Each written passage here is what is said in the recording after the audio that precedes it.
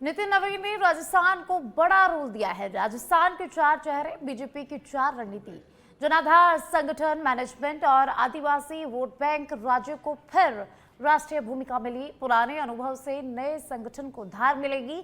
वसुंधरा राजे को राष्ट्रीय उपाध्यक्ष बनाकर बीजेपी ने बड़ा भरोसा जताया है। 2 बार मुख्यमंत्री और लंबे संसदीय अनुभव का पार्टी को फायदा मिलने वाला है। राजस्थान की सियासत और सामाजिक समीकरणों की गहरी समझ राज्य की ताकत है। जनाधार और संगठन दोनों स्तर पर राज्य के अनुभव का यहाँ पर इस्तेमाल होगा। वरिष्ठ नेतृत्व और नई पीढ़ी के बीच बेहतर समन्वय में महत्वपूर्ण अहम भूमिका होगी। तो महिला नेतृत्व के बड़े चेहरे के तौर पर पार्टी की पहुंच भी मजबूत होगी। राज्य की राजनीति स्वीकार्यता संगठन के लिए अहम सियासी पूंजी रहने वाली है। तो नितिन नवीन की नई टीम में अनुभवी नेतृत्व को साथ रखने का साफ संदेश दिया गया है। सतीश पूनिया पर राष्ट्रीय स्तर का भरोसा बरकरार है। सतीश पूनिया को संगठन की गहरी जानकारी है। लंबे संगठनात्मक अनुभव का बड़ा इनाम मिला है। अब राष्ट्रीय स्तर पर पार्टी के लिए बड़ी भूमिका निभाएंगे सतीश पूनिया।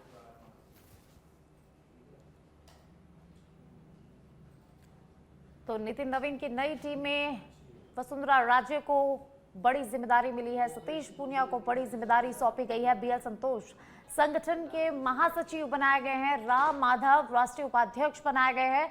तो राजस्थान के 4 चेहरों को नई और बड़ी जिम्मेदारी सौंपी गई है। तो बीजेपी की नई राष्ट्रीय टीम में राजस्थान को बड़ी जगह मिली है। और अधिक जानकारी के लिए पॉलिटिकल एडिटर लाल सिंह फौजदार जुड़े हुए हैं, जानकारी उनसे लेंगे। लाल सिंह, बीजेपी की नई राष्ट्रीय टीम में राजस्थान को बड़ी जिम्मेदारी सौंपी गई है। पूर्व सीएम वसुंधरा राजे को बड़ी जिम्मेदारी मिली है। सतीश पूनिया को बड़ी जिम्मेदारी मिली है। कैसे आप इसको देख रहे हैं? देखिए, अगर मैं सूची पर कहूँ, साथियों की सूची आने वाले करीब 7 राज्यों के चुनाव को ध्यान में रखकर बनाई गई है। साथ ही सभी वर्गों को साथ देते हुए सूची बनाई गई है। राजस्थान को बड़ा प्रतिनिधित्व मिला है। खासकर अगर हम देखें, 13 राष्ट्रीय उपाध्यक्ष बनाए गए, उसमें पूर्व मुख्यमंत्री वसुंधरा राजे का नाम है। 8 राष्ट्रीय महासचिव बनाए गए, उनमें सतीश पूनिया का नाम है। इसके साथ ही सुनील बंसल को जिम्मेदारी दी गई है। राजेश मंगल को सह कोषाध्यक्ष बनाया गया है। यानी कि पूरी राष्ट्रीय कार्यक्रम में 4 चेहरे राजस्थान से आते हैं और चारों चेहरे वो है साथी जो अपनी बड़ी जिम्मेदारी निभाएंगे। खासकर इसमें मैं सतीश पूनिया का जरूर जिक्र करना चाहूंगा कि उनको लगातार एक के बाद एक जिम्मेदारी मिल रही है। अब देखिए, उससे पहले उनको सांसद बनाया गया और अब कुछ ही दिन बाद उनको राष्ट्रीय महासचिव बनाया गया। राष्ट्रीय महासचिव भाजपा संगठन में बड़ा पद माना जाता है। कल जब हम उनसे बात भी कर रहे थे तो उनका ये कहना था कि आखिर इसके पीछे वजह क्या, आपको एक के बाद एक जिम्मेदारी मिल रही है। तो देखिए, एक बड़ी बात थी इन दिनों ओबीसी को लेकर बड़ा देश में राजनीति हो रही है। ओबीसी को लेकर चर्चा हो रही है और अभी जो कुछ ही दिन पहले जो सूची आई थी अभी ओबीसी आरक्षण को लेकर, उसको लेकर विपक्ष भी लगातार काउंटर कर रहा था कि ओबीसी को जो आरक्षण मिलना चाहिए वो आरक्षण नहीं मिल रहा है। आपने इससे पहले कई बार राहुल गांधी के बयान देखे होंगे, भारतीय जनता पार्टी ओबीसी के साथ न्याय नहीं कर रही है। इस तरह की लगातार जो बातें हो रही थी उनको विराम देने के लिए राजस्थान के सबसे बड़े ओबीसी चेहरे सतीश पूनिया को बड़ी जिम्मेदारी दी गई है। तो काउंटर किया गया है कि नहीं, ऐसा नहीं है। पार्टी का संदेश है कि बीजेपी सभी जातियों को साथ कर चलती है। इसके साथ ही क्योंकि सतीश पूनिया हरियाणा में उन्होंने बहुत अच्छा काम किया, हरियाणा का जो रोल रहा सतीश पूनिया का वो उनके लिए टर्निंग पॉइंट रहा। उससे पहले उनको प्रदेश अध्यक्ष से हटा दिया गया था। इसके बाद आमिर से विधानसभा चुनाव में उनको हार का देखना पड़ा। लेकिन हरियाणा चुनाव में जब उनको प्रभारी बनाया गया, उसके बाद जब हरियाणा तमाम विपरीत परिस्थितियों में हरियाणा को जीत कर लाए, वहाँ कमल खिला, तो लगातार केंद्रीय नेतृत्व की नजरों में सतीश पूनिया आ गए। हालांकि सतीश पूनिया एक कार्यकर्ता रहे, उनका कार्यकर्ता का कैडर रहा है, वो बिल्कुल उसी भाव से काम करते हैं। तो ऐसे में कार्यकर्ता तो खुश हैं और बेहद खुश हैं। कल मैं जो तस्वीर देख रहा था, लेकिन इसका मतलब एक बात साफ है कि पार्टी ध्यान रखती है कौन कार्यकर्ता काम कर रहा है। अब ये भी कहे कि आने वाले दिनों में जो 7 राज्यों में चुनाव है उनमें भी बड़ी जिम्मेदारी के तौर पर आने वाले दिनों में जिम्मेदारी मिल सकती है। क्योंकि पार्टी ये जो जैसा मैंने पहले कहा था, ये सूची अपने आप में बता रही जिम्मेदारी कि भाजपा ने आने वाले राज्यों में जो चुनाव है उनको ध्यान में रखा है, सभी वर्गों को ध्यान में रखा। और सबसे पहली प्रायोरिटी मैं कह सकता हूँ कि वो कार्यकर्ता जो कर्तव्यनिष्ठ भाव से, संगठननिष्ठ भाव से काम कर रहे हैं, उनको पार्टी ने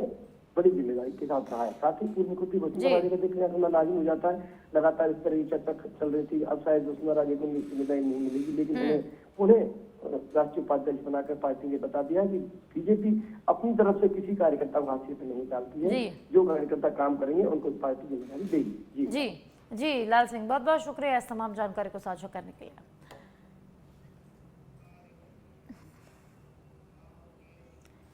प्रदेश बीजेपी मुख्यालय में अहम बैठक हुई है। बीजेपी केंद्रीय चुनाव समिति के साथ बैठक हुई है। स्थानीय निकाय चुनाव को लेकर बैठक में चर्चा की गई। बैठक में मुख्यमंत्री भुजनलाल शर्मा मौजूद रहे।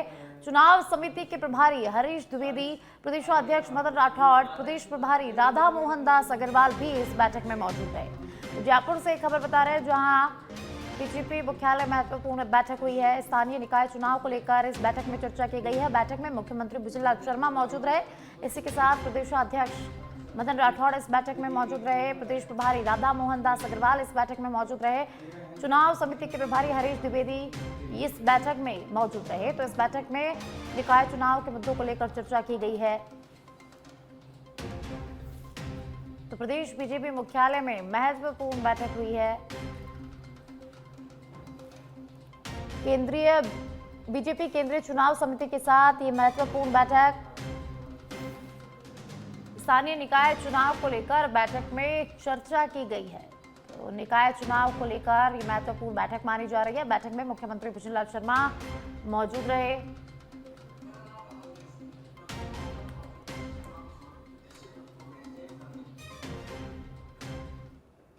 हमारा स्थानीय स्तर पर संगठन सुदृढ़ है, बूथ समितियां हमारी है, और अभी आरक्षण हो गया तो लोगों ने दावेदारी भी शुरू कर ली है। हमने हर निकाय में कोई ना कोई हमारा कार्यकर्ता लगा है, तो वो वहाँ सर्वे भी कर रहा है। हम लोग जन अपेक्षा के अनुरूप उम्मीदवार उतारेंगे और निश्चित रूप से हम सभी स्थानीय निकाय के चुनाव हम जीतेंगे। डीएनजी को लेकर विशेष चर्चा हुई, क्योंकि युवाओं को इस बार पार्टी कर रही है, तो इस बार टिकट मिलेंगे उसमें डीएनजी को। देखिए, निश्चित रूप से नई पीढ़ी जो जिसकी क्षेत्र के अंदर मान्यता है, क्षेत्र में प्रभाव है, जिसकी छवि सेवा की भावना से राजनीति में है, जागरूक है, उसको हम जरूर अवसर देंगे। इसलिए हम केवल न भाई भतीजावाद, न पक्षपात, न कुछ, न और कोई जिताऊ को हम उम्मीदवार उतारेंगे। क्या कितने परसेंट किस हिस्से में जाएगा, किस तरह से देंगे जिता? देखिए, वो सब चीज़ें जो है, आरक्षण प्रतिशत पे हो गया, जनगणना के आधार पर हो गया, तो आरक्षण के हिसाब से ही टिकट देंगे हम, और सबका समावेश करते हुए मान्यताओं के आधार पर आपस में जो समन्वय जो स्थापित कर सकता है, उसको हम उम्मीदवार उतारेंगे। निकाय चुनाव से पहले नागौर कांग्रेस को झटका। खींवसर के कांग्रेस नेताओं ने बीजेपी का दामन थामा है। प्रदेशाध्यक्ष मदन राठौड़ ने बीजेपी की सदस्यता दिलाई है। पूर्व चेयरमैन पुखराज टाक समेत कई नेता बीजेपी में शामिल हुए हैं। कांग्रेस के कई कार्यकर्ता भी बीजेपी में शामिल हो गए हैं। बीजेपी प्रदेश मुख्यालय में ज्वाइनिंग कार्यक्रम रखा गया। राधा मोहन दास अग्रवाल, पूर्व विधायक रिचपाल मिर्धा, विधायक रेवाराम डांगा समेत कई नेता इस दौरान मौजूद रहे। निकाय चुनाव से पहले भाजपा का बड़ा सियासी दाव, और निकाय चुनाव से पहले कांग्रेस को बड़ा झटका मिला है। कांग्रेस के कई कार्यकर्ता बीजेपी में शामिल हो गए हैं। बीजेपी प्रदेश मुख्यालय में ज्वाइनिंग कार्यक्रम रखा गया। प्रदेशाध्यक्ष मदन राठौड़ ने सदस्यता दिलाई। राधा मोहन दास अग्रवाल, पूर्व विधायक रिचपाल मिर्धा समेत तमाम नेता यहां पर मौजूद रहे। विधायक रेवाराम डांगा मौजूद रहे, और इसके साथ ही कई नेता इस दौरान मौजूद रहे। तो निकाय चुनाव से पहले भाजपा का बड़ा सियासी दाव ये देखा जा रहा है, और निकाय चुनाव से पहले कांग्रेस को बड़ा झटका लगा है। नगर पालिका क्षेत्र के रहने वाले कई जनप्रतिनिधि जो कई वर्षों से लगातार कांग्रेस में काम कर रहे थे, कांग्रेस के विभिन्न पदों के ऊपर रहे, जनप्रतिनिधि के रूप में रहे, और आज हमारे पार्टी के वरिष्ठ नेताओं के नेतृत्व में इन्होंने भारतीय जनता पार्टी की सदस्यता ग्रहण की है। रिचपाल जी मिर्धा साहब यहाँ विराजे हैं, माननीय विधायक खींवसर रेवतराम जी डांगा साहब यहाँ विराजे हैं, पुखराज जी जो 2 बार चेयरमैन रहे नगर पालिका पुखेरा के, उन सहित अनेक लोगों ने आज भारतीय जनता पार्टी की सदस्यता ग्रहण की है। और किस तरीके से कांग्रेस के अंदर एक परिवारवाद हावी है, कांग्रेस के अंदर जन भावनाओं के आधार पे निर्णय नहीं होते, सिर्फ एक अंकुश के आधार के ऊपर निर्णय होते हैं। और इन सब लोगों ने इतने वर्षों से कांग्रेस में सेवा करने के उपरांत आज इन्होंने भारतीय जनता पार्टी के परिवार के अंदर शामिल। और अब खबर सिरोही से है, जहां सिरोही में भाजपा के वरिष्ठ नेता और राज्यसभा सांसद डॉक्टर सतीश पूनिया को पार्टी का राष्ट्रीय महामंत्री बनाए जाने पर कार्यकर्ताओं ने जमकर खुशी मनाई। अहिंसा सर्कल पर भाजपा नगर मंडल के कार्यकर्ता एकत्रित हुए, जहां जिला अध्यक्ष डॉक्टर रक्षा भंडारी और प्रदेश सदस्य एडवोकेट वीरेंद्र सिंह चौहान के नेतृत्व में आतिशबाजी की गई और एक दूसरे का मुंह मीठा करवाकर पूनिया को नई जिम्मेदारी की बधाई दी गई है। इस दौरान कार्यकर्ताओं में खासा उत्साह नजर आया। कार्यकर्ताओं ने कहा कि डॉक्टर पूनिया का संगठन में लंबा अनुभव, कुशल नेतृत्व और कार्यकर्ताओं से जुड़ाव पार्टी को मजबूती देगा। तो वहीं वीरेंद्र सिंह चौहान ने कहा कि राष्ट्रीय महामंत्री के रूप में पूनिया के नेतृत्व से भाजपा को नई ऊर्जा मिलेगी। कार्यकर्ताओं ने उनके सफल कार्यकाल की कामना की। सामान्य से सामान्य कार्यकर्ताओं को जो जानते हैं और पहचाने और जो नाम से बुलाते हैं, ऐसे कार्यकर्ता की वजह से राष्ट्रीय महामंत्री बनने से भारतीय जनता पार्टी को लाभ होगा। उनका जो पुरुषार्थ है, जैसे राजस्थान की जमीन पर उन्होंने जितने हजारों लाखों कार्यकर्ता जो तैयार किए, निश्चित रूप से उनके राष्ट्रीय महामंत्री बनने से भारतीय जनता पार्टी और अग्रणी बढ़ेगी। प्रधानमंत्री नरेंद्र मोदी जी की जो सरकार है उसमें और संबल उनकी वजह से मिलेगा। और अब खबर डूंगरपुर से है, जहां डूंगरपुर शहर में 62 समाज के युवाओं की ओर से भव्य कावड़ यात्रा निकाली गई। बेणेश्वर धाम के पवित्र त्रिवेणी संगम से जल भरकर बड़ी संख्या में कावड़िए डूंगरपुर पहुंचे। ओटे पर कावड़ की पूजा अर्चना के बाद गाजे बाजे के साथ यात्रा रवाना हुई। कावड़ यात्रा पुराना बस स्टैंड, तहसील चौराहा, गीप सागर के पाल, नगर परिषद, पुराना अस्पताल, सोनिया चौक और माणक चौक होते हुए धनेश्वर महादेव मंदिर पहुंचे और इस दौरान पूरा शहर हर हर महादेव और बम बम बोले के जयकारों से गूंज उठा। पहुंचकर कांवड़ियों ने बेणेश्वर धाम से लाए पवित्र जल से भगवान शिव का जलाभिषेक किया। श्रद्धालुओं ने विशेष पूजा अर्चना कर क्षेत्र में अच्छी बारिश और खुशहाली की मंगल कामना की। हम बेणेश्वर से जल लाते हैं, यहाँ से पूरा संघ जाता है 100-150 आदमियों का, और वहाँ से जल लेकर यहाँ लाके हम महादेव जी, धनेश्वर महादेव मंदिर में जल अर्पित करते हैं। पूरे शहर का मतलब माहौल शांतिपूर्ण और मतलब अच्छा रहे, और सनातन धर्म के हिसाब से ये पूरा मतलब ये माना जाता है कि श्रावण में महादेव जी को जल चढ़ाने से अपनी सभी तरह की मनोकामना। और अब खबर अराई से है, जहां अराई में केंद्रीय कृषि राज्य मंत्री भागीरथ चौधरी ने राजकीय सामुदायिक स्वास्थ्य केंद्र के नवीन भवन निर्माण के लिए भूमि पूजन कर नींव रखी है। वैदिक मंत्रोच्चार के साथ भवन निर्माण कार्य का शुभारंभ हुआ। इस दौरान मंत्री ने बताया कि पुराने जर्जर भवन के कारण सीएचसी का संचालन डॉक्टर क्वार्टर में किया जा रहा था और अब डीएमएफटी फंड से 8 करोड़ 32 लाख रुपए की स्वीकृति से नया भवन बनवाया जाएगा। इससे क्षेत्रवासियों को बेहतर चिकित्सा सुविधाएं मिल सकेंगी। तो वहीं इस दौरान मंत्री ने अराई में 1 करोड़ रुपए की लागत से खेल स्टेडियम बनाने की घोषणा भी की। किसानों के लंबित फसल बीमा क्लेम की समस्या पर एसडीएम को जांच कर जल्द मुआवजा दिलाने के निर्देश दिए। तो वहीं स्कूल मैदान में पानी भरने की समस्या के समाधान के लिए प्रस्ताव तैयार करने की बात को भी यहाँ पर मंत्री ने कहा।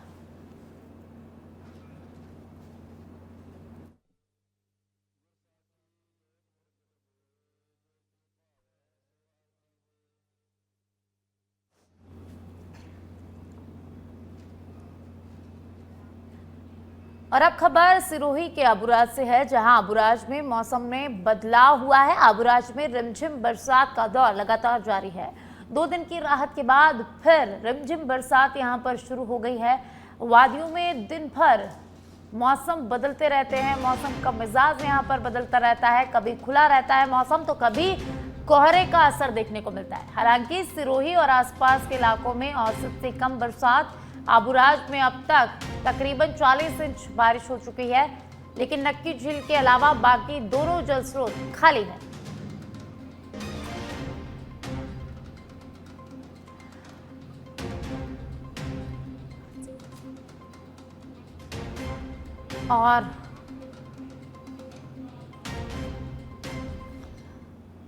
और इस खबर पर अधिक जानकारी के लिए आबूराज से मेरे सहयोगी दीपक मेरे साथ लाइव जुड़ चुके हैं।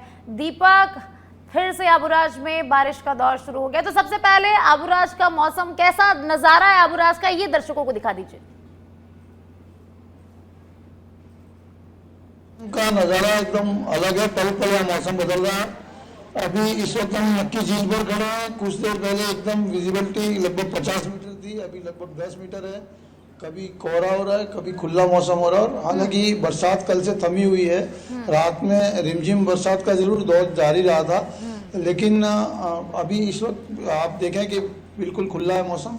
और यहाँ पर हालांकि वीकेंड पर ज़्यादा भीड़ होती है, लेकिन आज भी आप देखें तो पर्यटकों की संख्या अच्छी खासी है। मेरे यहाँ सहयोगी कैमरामैन दिखाएंगे, कुछ लोग बैठ के चाय की चुस्कियों का आनंद ले रहे हैं, कुछ लोग मौसम का आनंद ले रहे हैं, कुछ लोग यहाँ पर सेल्फी लेते हुए भी नज़र आ रहे हैं। तो आप देखिए कि जो ये अनूठा मौसम है, इसी को देखने के लिए पर्यटक यहाँ पर आते हैं। और बारिश का जब अभी सावन जैसे समाप्त होंगे, आषाढ़ भी बाकी है, आगे भादव का महीना बाकी है, आगे और बारिश भी होगी। हालांकि यह है कि नक्की झील लगभग आधा फीट खाली है, यानी छलकने की तैयारी में है। परंतु वहीं जो दूसरे दो जो जल स्रोत हैं जहाँ से पेयजल की आपूर्ति होती है, वो दोनों अभी अपने औसत से काफ़ी कम है। कहा जाए तो लगभग 40 इंच बारिश हुई है, जो माउंट आबू के हिसाब से आधी भी नहीं है। माउंट आबू का जो एवरेज है उसके हिसाब से 40 इंच बारिश लगभग 45% होती है। जी साक्षी। जी दीपक, तो अगले 24 घंटे के लिए माउंट आबू में मौसम कैसा रहने वाला है? मौसम विभाग की तरफ से क्या अलर्ट, क्या जानकारी? मैडम, अगर माने मौसम विभाग की माने तो आने वाले समय में पूरे दिन में लगभग बारिश की कई संभावना आज में नज़र नहीं आ रही है, लेकिन आने वाले सप्ताह में वापस बारिश का जो दौर जारी रहेगा, उससे यहाँ का मौसम वापस परिवर्तित होगा।